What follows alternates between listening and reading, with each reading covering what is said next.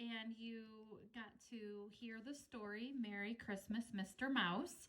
I think that's a really cute story about mice and learning why we celebrate Christmas.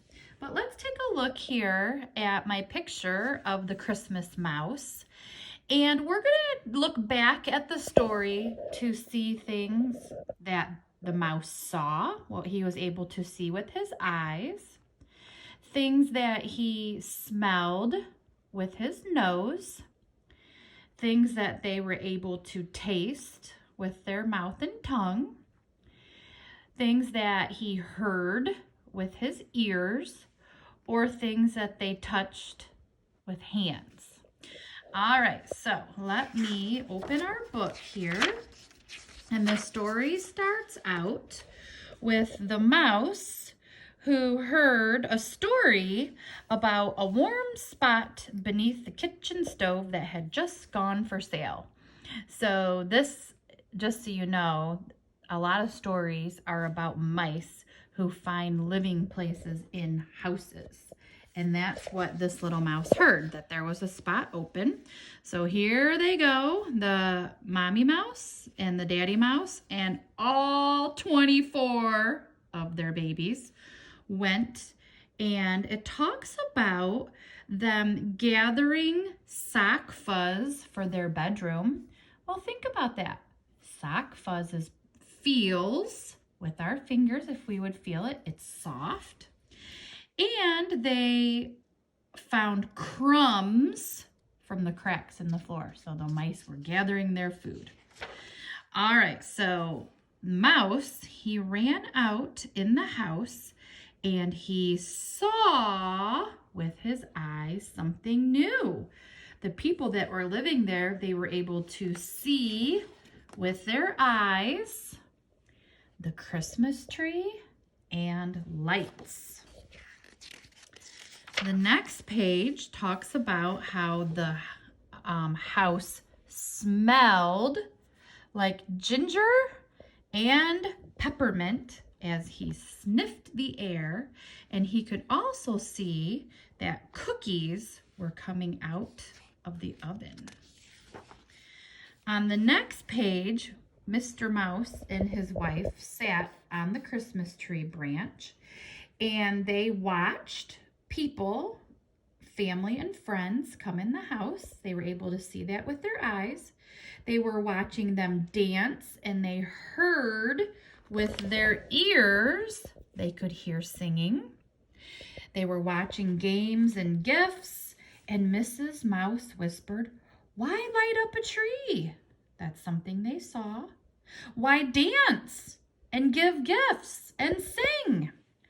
What makes this night special? Can you find out?" So Mr. Mouse did. He went out and about, and these are some more things. He was able to hear the mom in the story reading a story. Here's Mr. Mouse. So he's watching them. He could hear them reading a story, and they were talking about shepherds and wise men and a child. And do you see this here? That's what we're going to be talking about Wednesday, because it goes along with our Bible story, why we celebrate Christmas. This is another part of Christmas we talk about with Santa, and I know you're really excited about that. So the mouse talked about how he heard Santa was checking his list to see who is naughty or nice. And about bringing gifts, that's something else you can see. So he told Mrs. Mouse all about the things he learned, and she had an idea.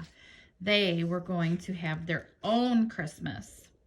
And Mr. Mouse snuck out because he found a piece of evergreen from a Christmas tree. Think about how a Christmas tree feels. If you feel it with your fingers, does it feel pokey? If you have a live tree, you can smell it. It smells really yummy. It smells like evergreen. So they made a Christmas tree in their house, and they wrapped presents for all of their children. And it was time. The kids were so excited. They came in to see the Christmas decorations. Oh, look here. Here's some peppermint. Wonder what that tastes like. You are going to find out later on a day that we're talking about taste. And they danced and they played games and they were having a great party. So all of these things, they can see gifts. They can see the Christmas tree and the lights.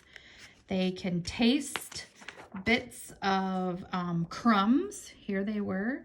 And they were singing songs. Those are things you can hear at Christmas time.